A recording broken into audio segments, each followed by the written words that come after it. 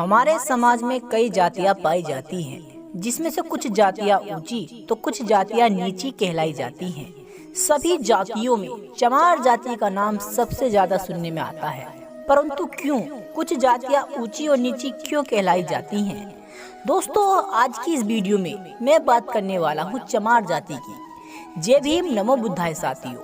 दोस्तों, आज मैं आप लोगों को चमार जाति के बारे में कुछ ऐसी बातें बताने वाला हूँ जिसे सुनकर आप लोग भी हैरान हो जाओगे।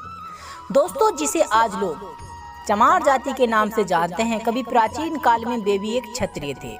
दोस्तों, बिना देरी करे वीडियो को शुरू करते हैं। नंबर 1, जिन्हें आज चमार जाति के नाम से जानते हैं, कभी प्राचीन काल में उन्हें चमर वंश के क्षत्रिय कहा जाता था। दोस्तों, चमर वंश का जिक्र महाभारत से भी जुड़ा हुआ है। दोस्तों, महाभारत पढ़ने पर हमें ये पता चलता है कि चमार जाति कोई नीच और अछूत नहीं है, वो भी एक क्षत्रिय है।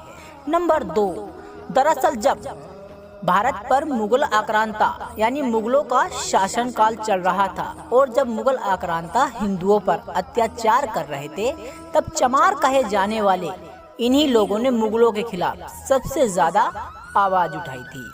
नंबर 2, दोस्तों, चमार जाति के लोग नीच और अछूत कभी भी नहीं थे। इनको नीच और अछूत घोषित करने वाला सबसे पहला सिकंदर लोदी यानी एक मुगल आक्रांता था। नंबर 3, डॉक्टर विजय सोनकर के अनुसार डॉक्टर विजय सोनाकर ने भी एक पुस्तक लिखी है जिसमें उन्होंने जिक्र किया है कि भारत में मुगलों के आने से पहले सिख, ईसाई व दलित, मुस्लिम ये कोई भी नहीं थे। दोस्तों, नंबर 4, जिसे आज लोग चमार जाति कहकर और नीच और अछूत की संज्ञा देते हैं, दरअसल रामायण में भी इसका जिक्र आया है। नंबर 5, वैसे तो हमारे भारत में कई जातियां पाई जाती हैं और बहुत से धर्मों का भी अध्ययन किया गया है, लेकिन दोस्तों, सभी जातियों को छोड़कर केवल चमार जाति को ही नीच और अछूत घोषित किया गया। नंबर 6, बाबा साहब भीमराव अंबेडकर ने चमार जाति के लिए आए दिन यानी नीच और अछूत से बचाने के लिए न जाने कितने आंदोलन चलाए। दोस्तों, कभी प्राचीन काल में बाबा साहब भीमराव अंबेडकर यानी हम बात करें सन 1930 और 1932 की। दोस्तों, बाबा साहब भीमराव अंबेडकर पहली बार लंदन से अपनी पढ़ाई पूरी कर आए थे। तभी से उन्हें ये सोच लिया था कि मैं कुछ भी करूं, लेकिन जो जातियों में भेदभाव और छुआछूत जैसी प्रथा चलती हैं, मैं उनको मिटाकर छोड़ूंगा।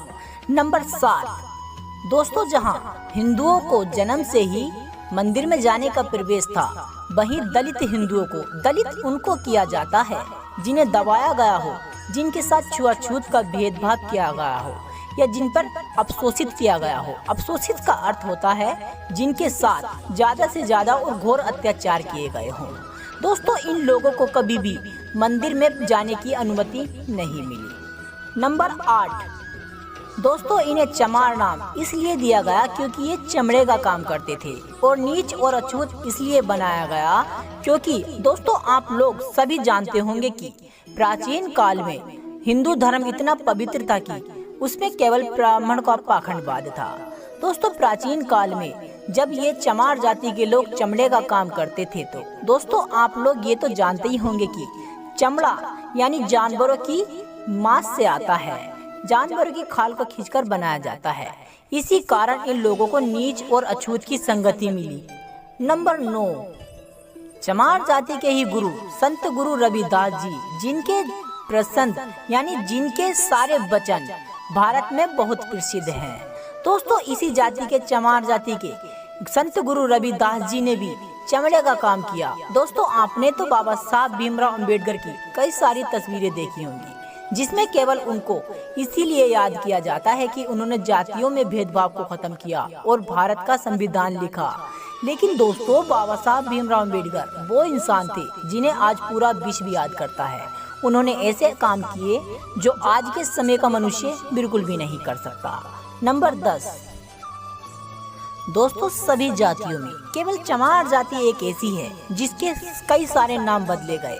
पहले इसे हरिजन नाम दिया गया जो महात्मा गांधी ने दिया था, फिर इन्हें जाटव जाति में विभाजित किया गया। फिर इन्हें अनुसूचित जाति में डाल दिया गया।